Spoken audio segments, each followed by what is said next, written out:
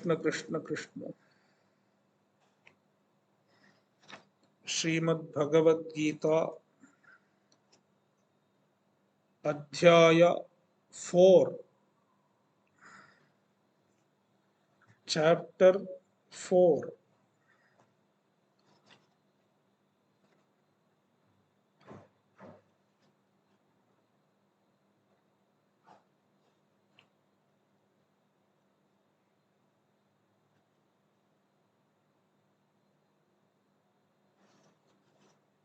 श्रीभगवानुवाच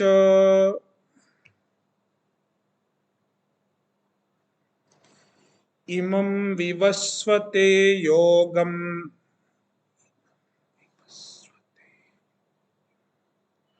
प्रोक्तवानहमव्ययम्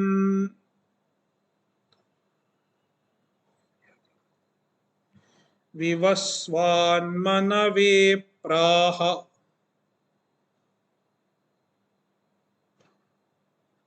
मनुरिक्ष्वाकवे ब्रवीत्।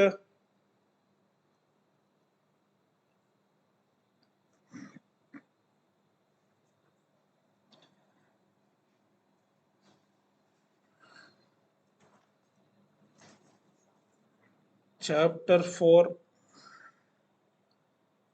Adhyaya 4 is called Jnana Karma Sannyasa Yoga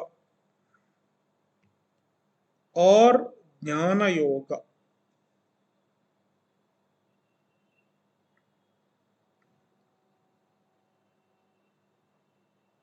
In this chapter,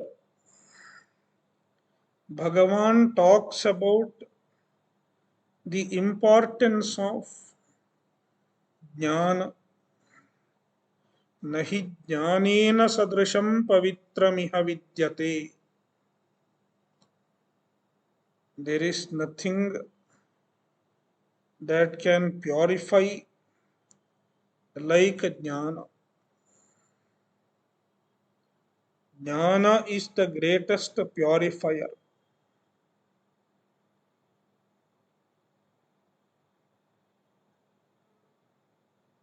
Thus, Jnana is glorified in this chapter.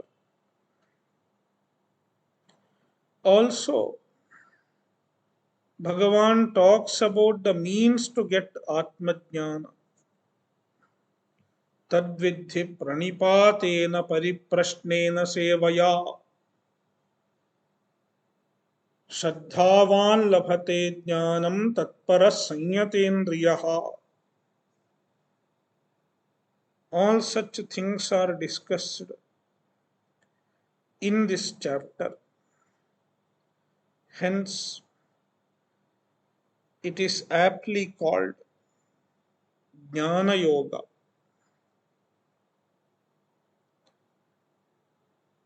And the chapter also deals with karma sannyasa.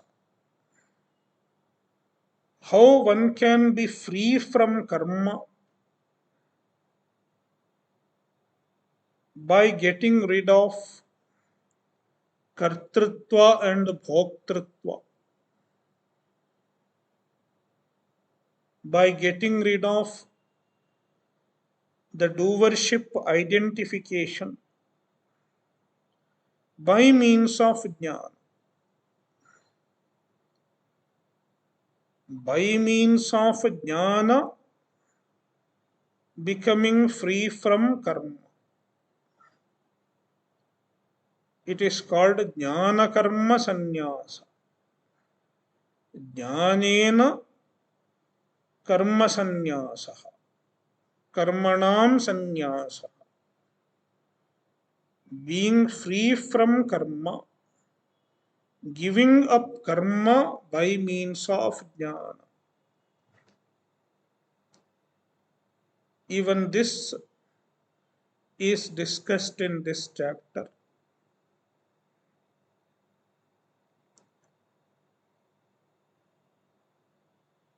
Sarvam karmakhilam partha jnane parisamapyate.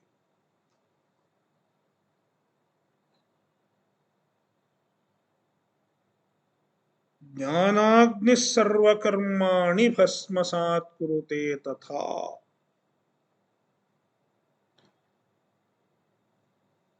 Therefore, it can also be called Jnana Karma Sannyasa Yoga.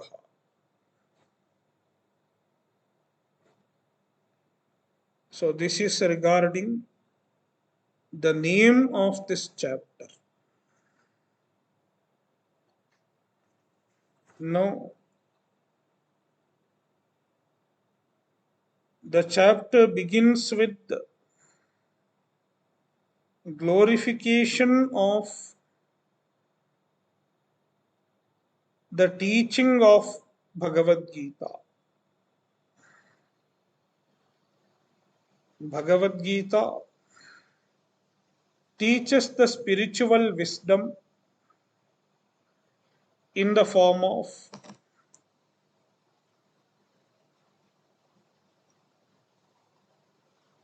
the means for moksha, Atma Jnana, and the means to get Atma Jnana.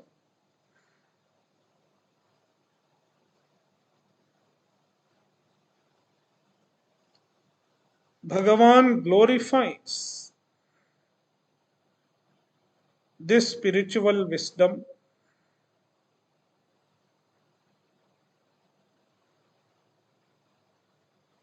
by talking about the Guru Parampara.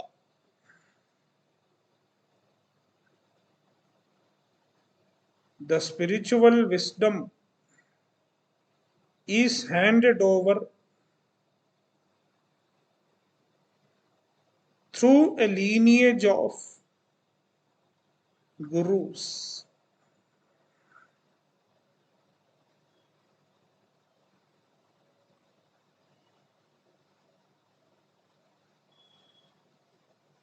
By stating this, Bhagavan is indicating that this spiritual wisdom is not a recent invention of Bhagavan, not a recent invention of Krishna or anybody else. Instead, it is an eternal wisdom.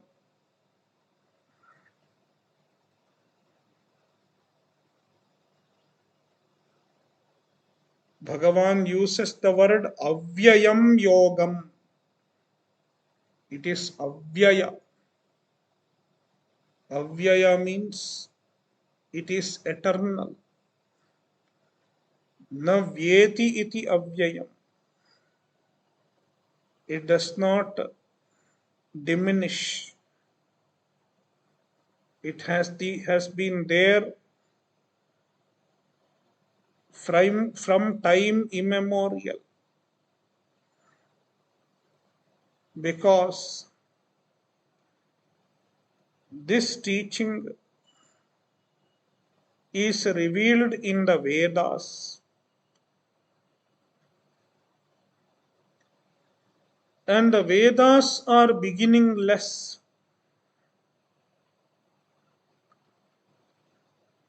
In the tradition, we accept that the Vedas are beginningless. Vedas are eternal.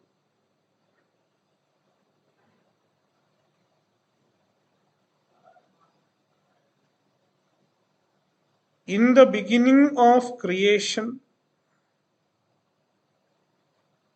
Bhagavan gives the Vedas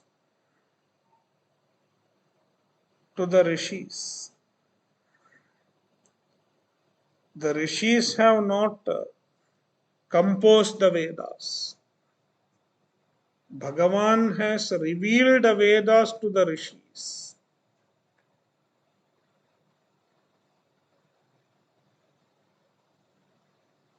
And even Bhagavan has not composed the Vedas. The Vedas existed even before Srishti in Bhagavan's mind.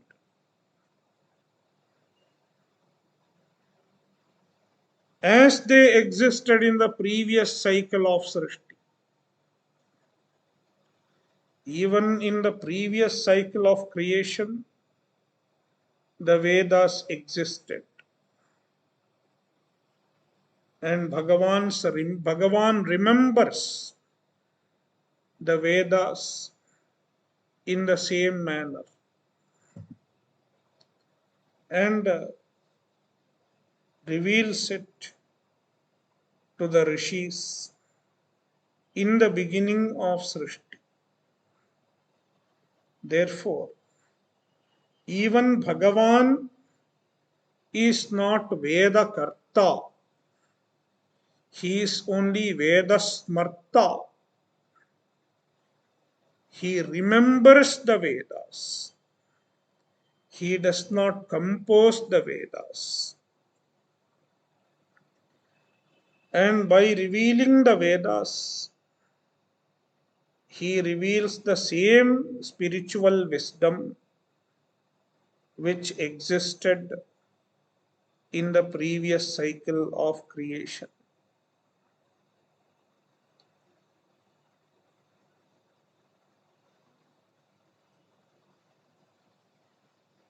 Therefore, he says, Imam vivaswate yogam proktavanaham avyayam. Imam avyayam yogam. This yoga, this spiritual wisdom, which was explained in the previous two chapters, chapter 2 and chapter 3. And it is avyayam, it is eternal.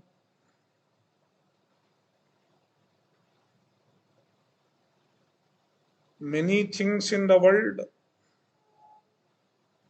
become obsolete. They lose their value over time. There are depreciating assets. Everything in the world depreciates in some way or another.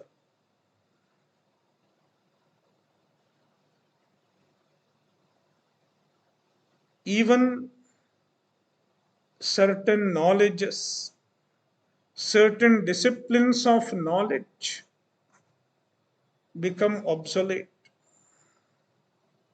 For example, stenography or how to repair a typewriter. Somebody learned typewriter mechanics or radio mechanics.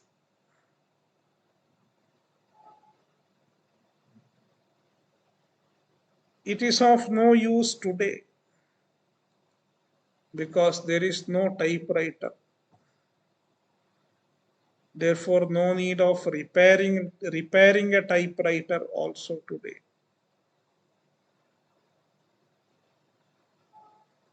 Likewise, radio.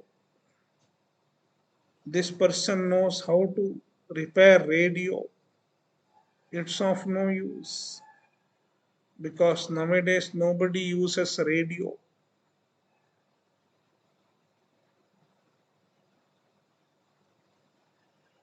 So certain disciplines of knowledge becomes obsolete over time.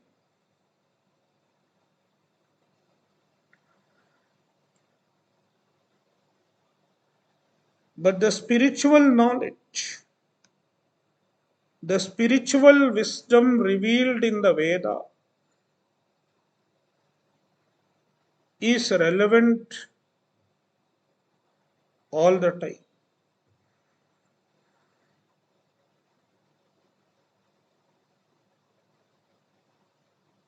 Therefore, it is avyayam.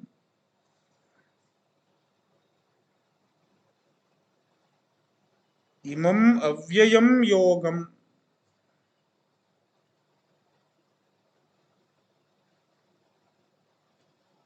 vivaswate proktavam. In the beginning of Srishti, Bhagavan taught the yoga to Vivaswan. He had created many wise beings in the beginning of Srishti. And one such wise being who came in the beginning of Srishti was Vivaswan. Surya Bhagavan is called Vivaswan. He created Vivaswan and revealed this knowledge to Vivaswan. Vivaswan became one of the first Shishyas. Bhagavan is the Adi Guru. In every cycle of Srishti, in every cycle of creation, Bhagavan is the Adi Guru, the first Guru. And Vivaswan became the first Shishya. Perhaps he was not the only first Shishya. There were others also. But he is naming one such lineage. And then the tradition continued. Vivaswan manave praha. Vivaswan taught the wisdom to Manu, another generation. The knowledge was handed over. From Vivaswan, Manu received. Manu was the son of Vivaswan. Therefore, he is called Vaivaswata. Vivaswataha apatyam puman Vaivaswataha. The son of Vivaswan is called Vaivaswata.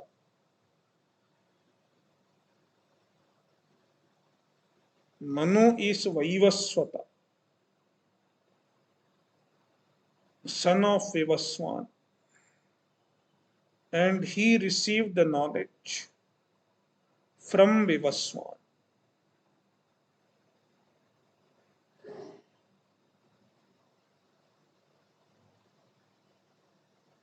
Manurikshvakave bravi, and Manu handed over the knowledge to Ikshvaku.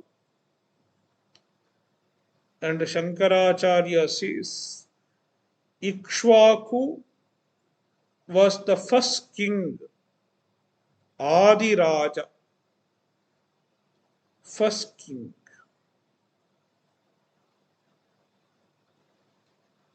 That is how the tradition of the knowledge began.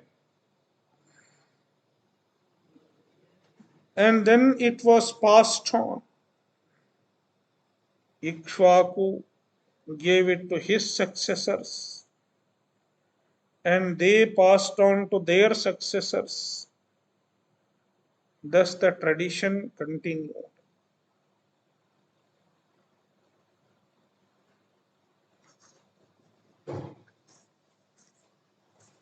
See the next sloka. एवं परंपरा प्राप्तम्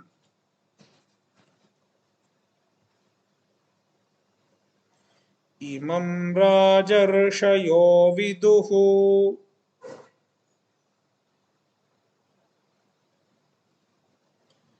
सकाले नेह महता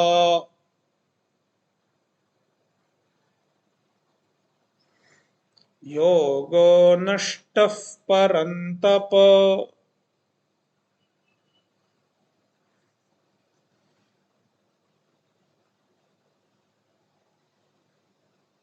So, the knowledge was passed on from generation to generation,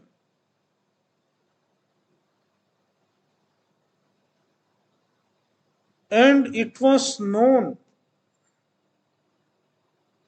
by the elite people in the society once upon a time. Rajarshis. Rajarshi are the elite people.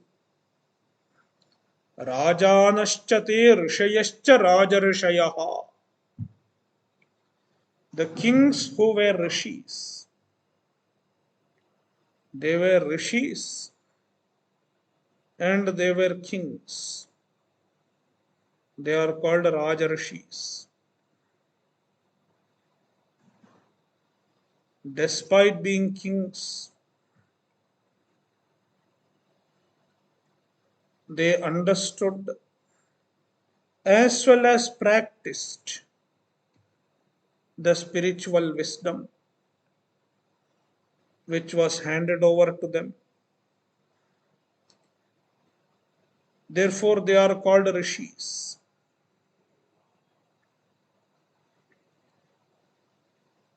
They were the elite people in the society. When something is practiced by the elite ones, even the ordinary people will follow the same. Yadyadacharati shresthaha tattadevetaro janaha.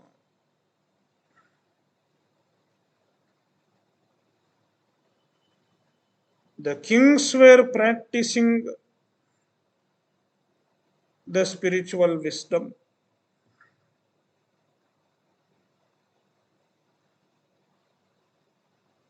And this inspired even the other people to take to the spiritual wisdom. That is the secret. That is why Bhagavan gave it to the kings, the elite ones in the society,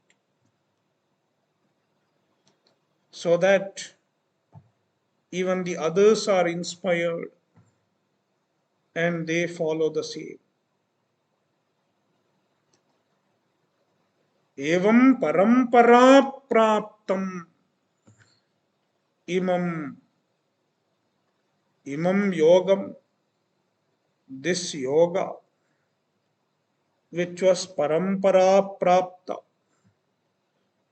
which came down from generation to generation through parampara, through the lineage of Guru and Shishya. Rajarshayo viduhu. Imam Rajarshayo viduhu. The Rajarshis knew for a long time the tradition continued.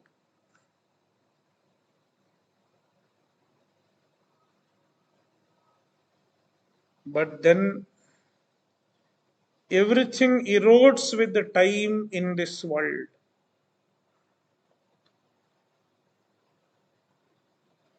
And it is true with the spiritual wisdom also. As the time passed,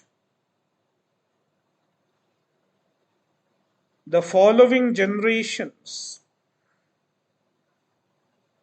had different priorities. They did not understand the importance of the Vidya. They did not understand the importance of the spiritual wisdom. Therefore,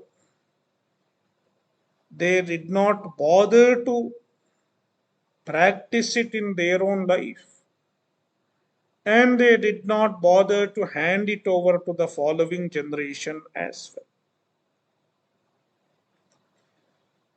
That is what happens even today. Many of the spiritual disciplines are becoming extinct. Most of us don't know what is Agnihotra. Why? Because at some point they were not interested, so they gave it up.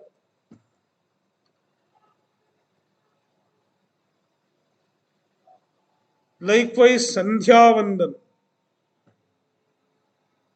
Today, many of the people don't know how to do Sandhya Vandanam because their parents or their grandparents, at some point, they were not serious about it because they didn't know the importance. Therefore, it is lost for the following generations.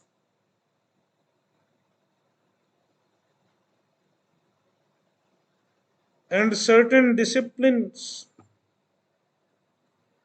they survive only if they are handed over from generation to generation. Once it is lost, it is almost impossible to revive them.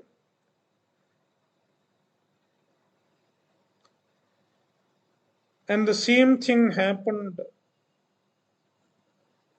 with this Vidya, with the spiritual discipline also, with the spiritual wisdom also. After many generations, it was lost. He Parantapa, O Arjuna, Bhagavan addresses Arjuna with the word Parantapa. Parantapayati iti Parantapaha. The one who scorches his enemies. Paran means enemies. Tapa means tapayati, burns, scorches. The enemies cannot stand in front of him.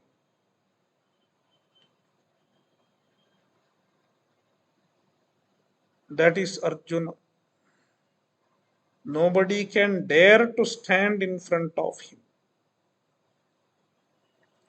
It's his valor. Therefore, he is called Parantapaha. He Parantapa. Mahata Kalina. In due course of time,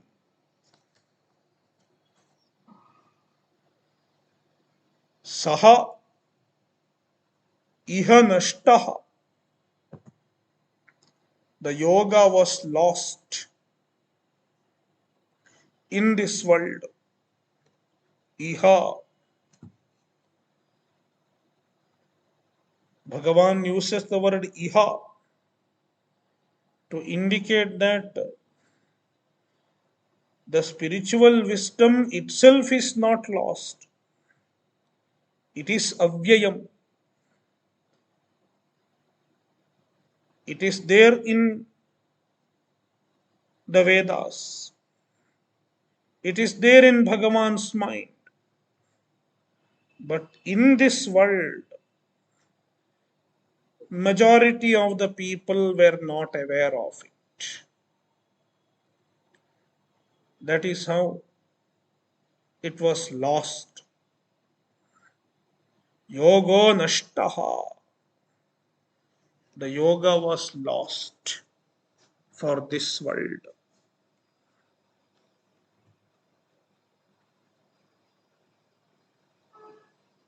And when the yoga is lost,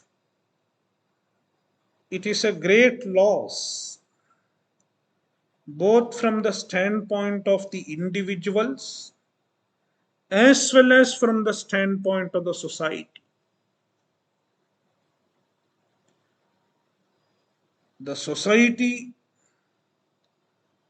has lost the path of dharma.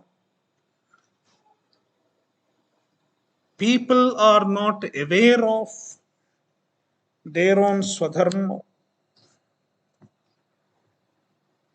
And when people are not aware of the swadharma,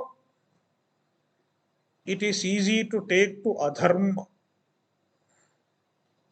That is how adharma prevailed in the society. When the dharma is lost, adharma prevails. And that is what happened during Mahabharata.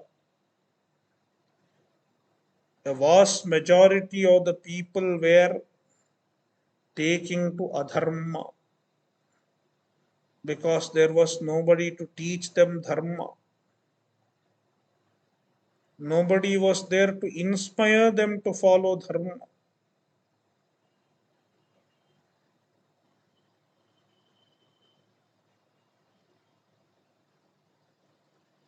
Therefore, it is a loss to the society and it is a loss to the individuals also, because without spiritual wisdom, there is no way of finding permanent peace. There is no way of finding permanent happiness. The means to find permanent happiness and the means to find permanent peace is lost.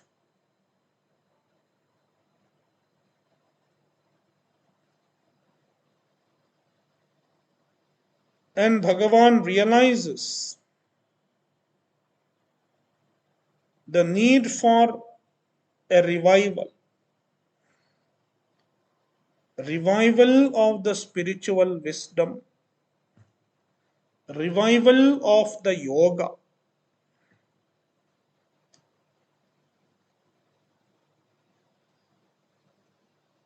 Therefore, he finds a proper opportunity, an opportunity to reveal the same yoga to the humanity, to the mankind.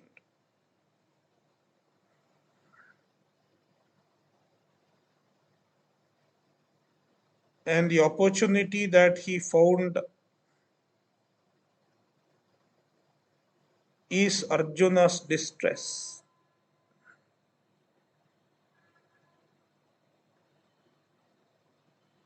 On day one of Mahabharata war,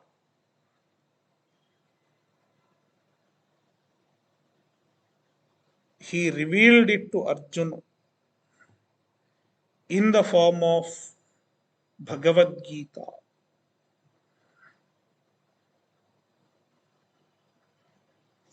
See Shloka 3. स एवायं मया तेद्य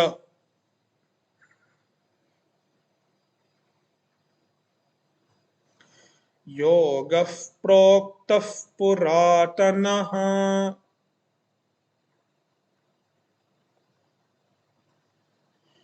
भक्तोऽसि मे सखा चेति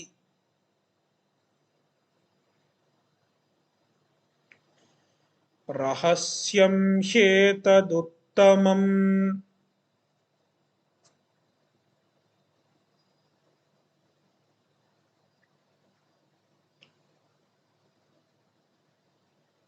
One of the purposes of Krishnavatara is to revive the spiritual tradition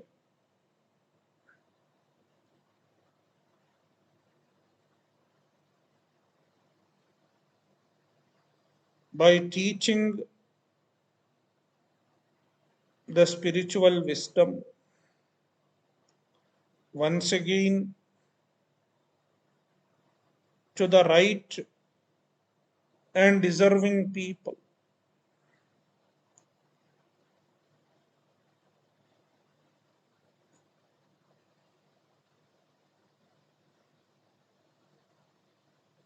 In the beginning of Bhagavad Gita Bhashya, the introductory Bhashya of Bhagavad Gita, Shankaracharya says why Bhagavan chose Arjuna.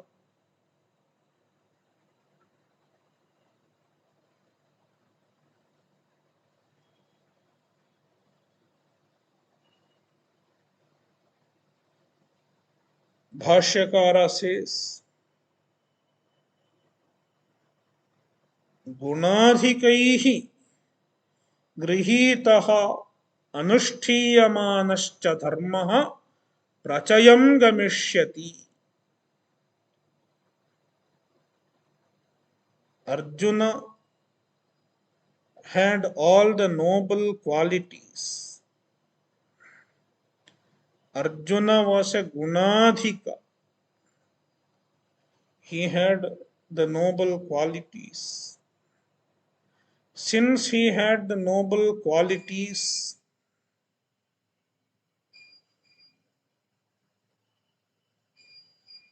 if such people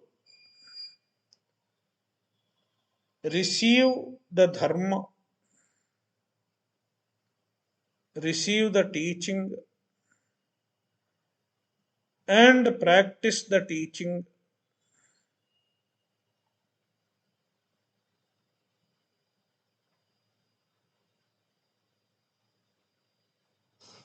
then the teaching will flourish, because even others will be inspired to follow the same. Even others will be inspired to follow the same teaching which is taken to by a noble role model like Arjuna. That is why Bhagavan chose Arjuna to teach the vision of spiritual wisdom.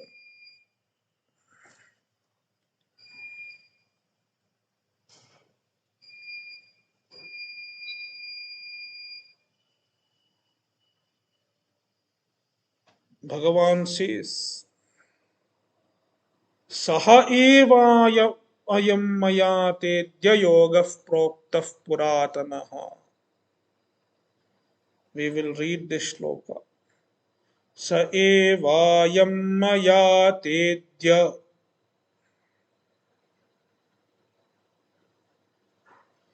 yogah proktah puratanaha.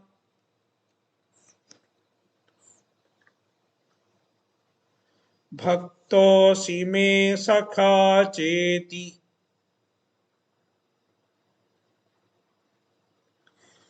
रहस्यं ह्येतदुत्तमम्।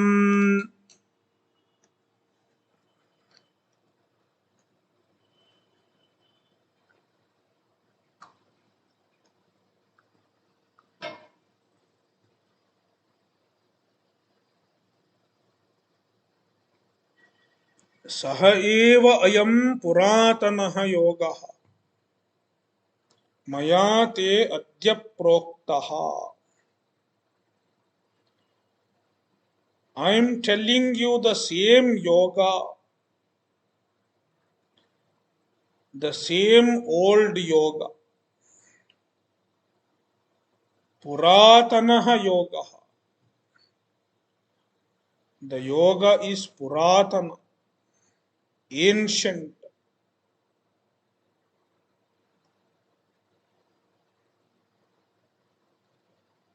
Everything that is ancient need not be good. Puranamityeva na sadhu sarvam. Just because something is old, it need not be great.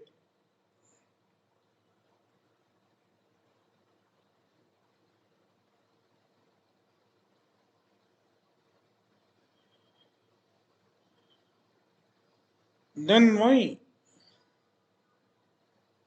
This yoga, being old, it is great. Despite being old, it is great because it is time tested. Something is old, but it withstands the test of time. Then it is great. Because most of the things that are old do not survive the test of time.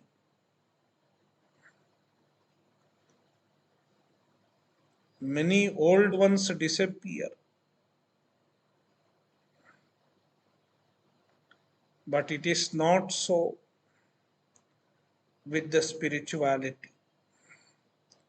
Not so with the wisdom of yoga. It is old, yet relevant.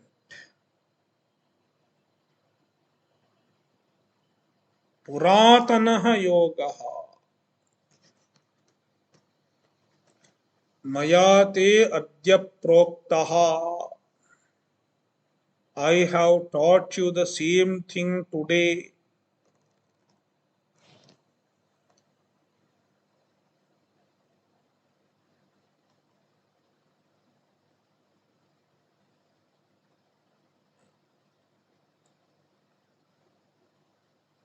We should understand that Krishna is not propagating a new philosophy. There is nothing called Krishna's philosophy. There is nothing called philosophy of Bhagavad Gita because Bhagavan himself says that it is not a new philosophy. This is the same truth which is revealed in the Veda. Bhagavad Gita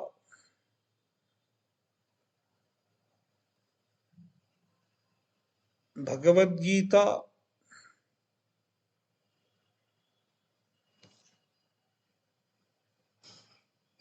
reverberates the teaching of the Vedas.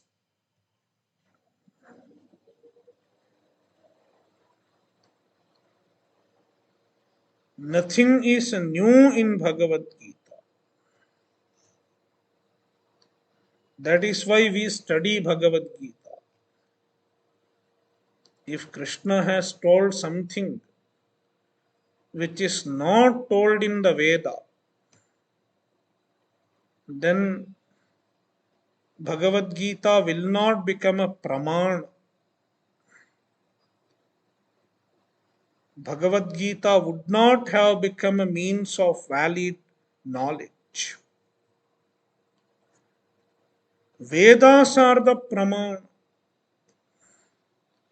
Vedas are the valid source of knowledge. And Bhagavad Gita gains its validity because it is based on the Vedas.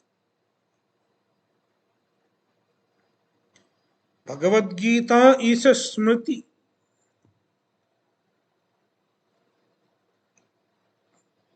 We have Shruti and Smriti.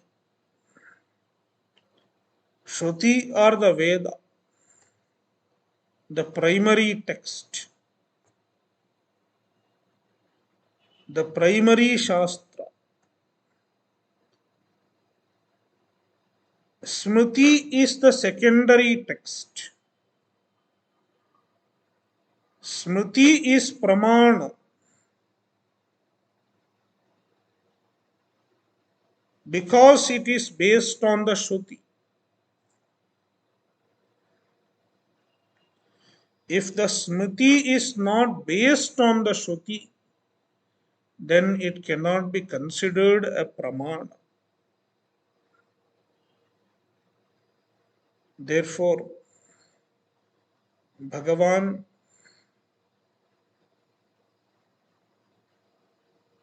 is acknowledging the validity of Bhagavad Gita by stating that it is based on the Vedas. Sa eva puratanaha yogaha. The same yoga, the same spiritual wisdom which was revealed in the Vedas is taught here to Arjuna. Therefore, it is very much valid, very much praman.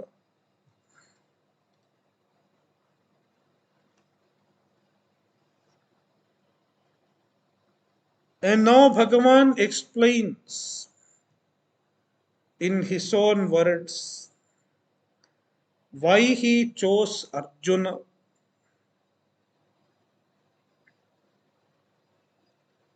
This knowledge cannot be given to anybody.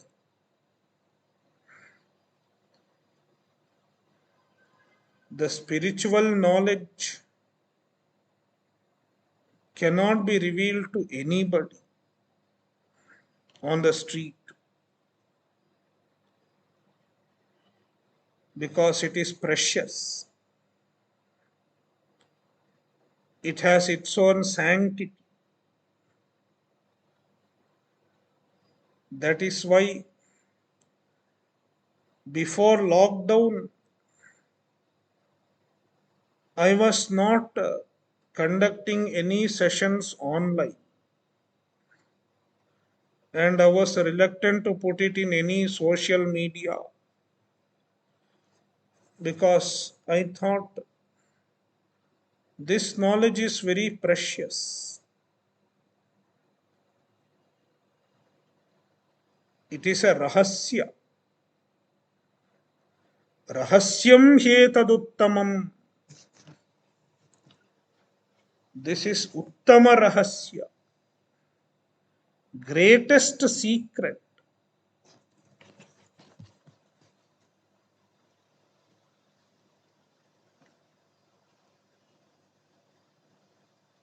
Secret because it is precious.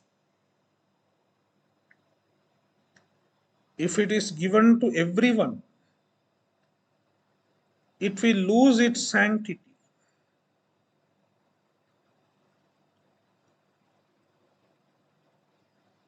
Therefore, it has to be given only to a deserving person, only to a deserving student.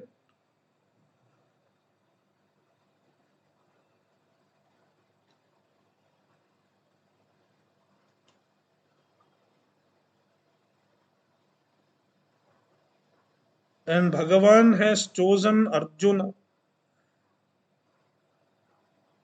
Why he chose Arjuna? Bhaktosi me sakha cheti. Because Arjuna was a great bhakta. Tvam me bhaktaha asi. You are my bhakta. Bhakti is a is very important to deserve this knowledge. Shvetashvataropanishad says, Yasya deve para bhaktihi yatha deve tatha gurau tasyaite kathita hyarthaha prakashante mahatmanaha.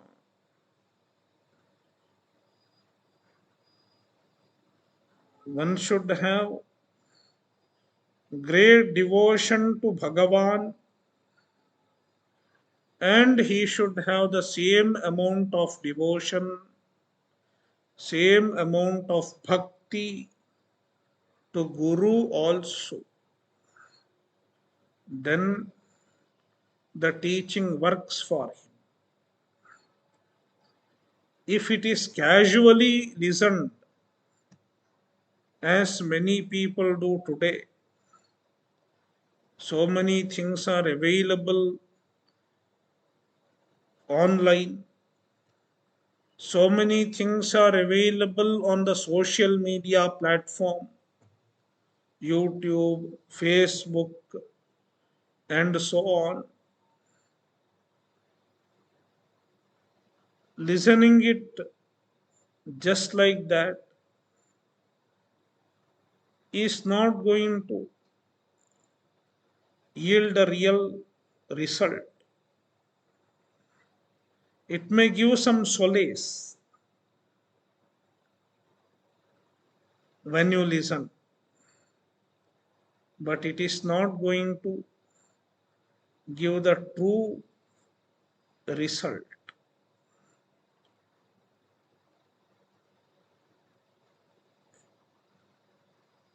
One should approach the knowledge with the proper attitude,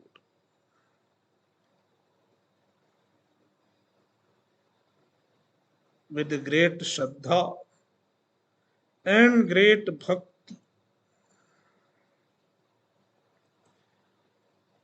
So Arjuna was a great Bhakta. Tvam me bhaktaha asi. You are my Bhakta. Sakhacha. And you are my friend.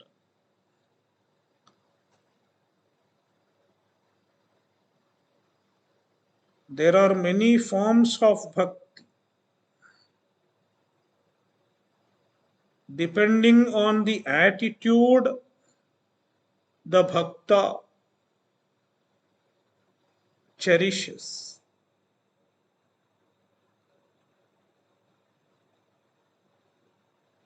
If you look at the bhaktas, some of them look upon Bhagavan as father or mother. Some of them look upon Bhagavan as master, dasya. Dasya is a form of bhakti where you look upon Bhagavan as the master and yourself as the servant. A very good example for Dasya Bhakti is Hanuman, Ramadasa, Dasya. I am a servant of Rama. It was Hanuman's attitude. Then there is Vatsalya.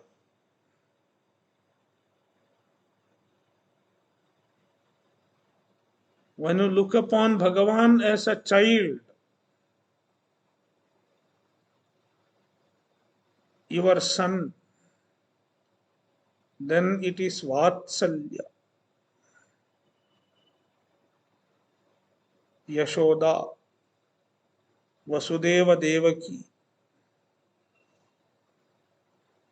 They wanted Bhagavan to be their son. That is how Bhagavan was born as their son. Kausalya. They looked upon Bhagavan as son. And so many people who worship baby Krishna or baby Rama, they entertain this attitude, Vatsalya Bhakti. It is also a beautiful form of devotion.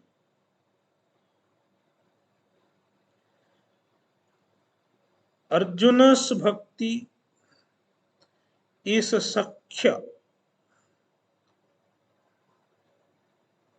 You look upon Bhagavan as the friend, as the companion.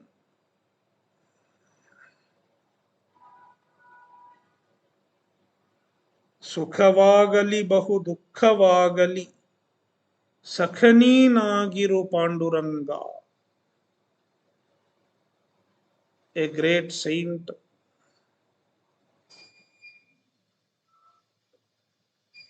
wrote this line.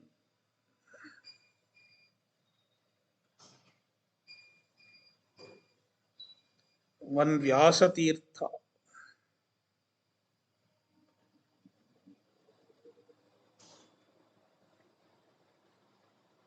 who composed Krishnani Begane Baro,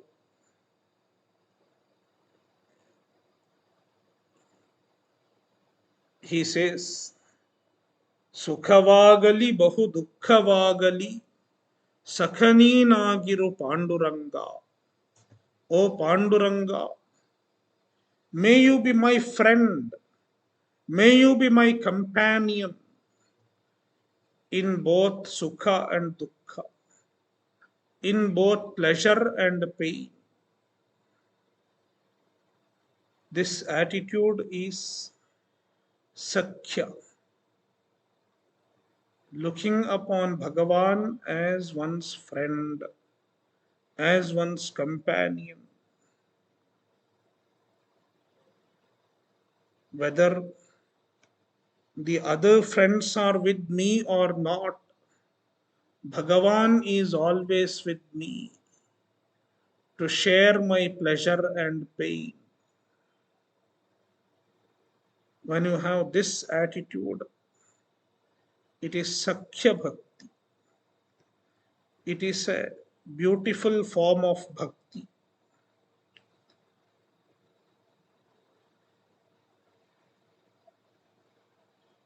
And Bhagavan acknowledges this attitude of Arjuna. You are my Sakha. You are my friend.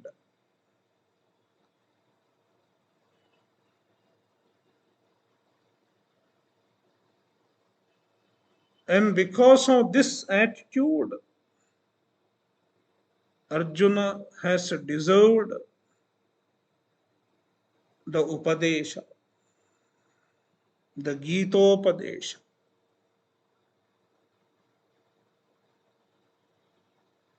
Bhagavan is revealing the secret of the ultimate truth to Arjuna. Om Purnamadah Purnamidam Purnat Purnamudachyate Purnas